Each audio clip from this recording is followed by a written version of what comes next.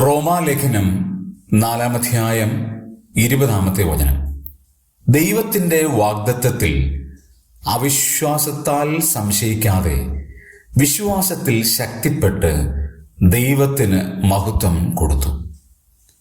അബ്രഹാമിന്റെയും സാറയുടെയും ജീവിതം അപ്പോസ്തലനായ പൗലോസ് വിവരിക്കുമ്പോൾ പറയുന്ന പ്രധാനപ്പെട്ട ചില ആത്മീക പാഠങ്ങളുണ്ട്.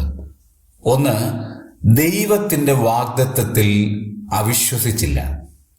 അവിശ്വാസം എന്നൊരു കാര്യം അവരുടെ ജീവിതത്തിൽ ഉണ്ടായിരുന്നില്ല. രണ്ട്, ദൈവത്തിന്റെ വാഗ്ദത്തത്തിൽ അവർ സംശയിച്ചില്ല. ദൈവം പറയുന്നത് അങ്ങനെ തന്നെ സംഭവിക്കും, അതിന് സംശയത്തിന്റെ ആവശ്യകതയില്ല എന്ന് തന്നെ ചിന്തിച്ചു. മൂന്ന്, വിശ്വാസത്തിൽ ശക്തിപ്പെട്ടു. ദൈവം പറഞ്ഞ വാഗ്ദത്തത്തിൽ ശക്തി പ്രാപിച്ചു, അതിൽ ശക്തിയുണ്ട് എന്ന് അവർ തിരിച്ചറിഞ്ഞു. 4, ദൈവത്തിന് മഹത്വം കൊടുത്തു. ദൈവമാണ് സകലവും പ്രവർത്തിക്കുന്നത്. സകലത്തിന്റെയും അധികാരി ദൈവമായതുകൊണ്ട് സർവമഹത്വത്തിന്റെയും ഉടയവനായ ദൈവത്തിന് സർവമഹത്വവും നൽകുന്ന അബ്രഹാം.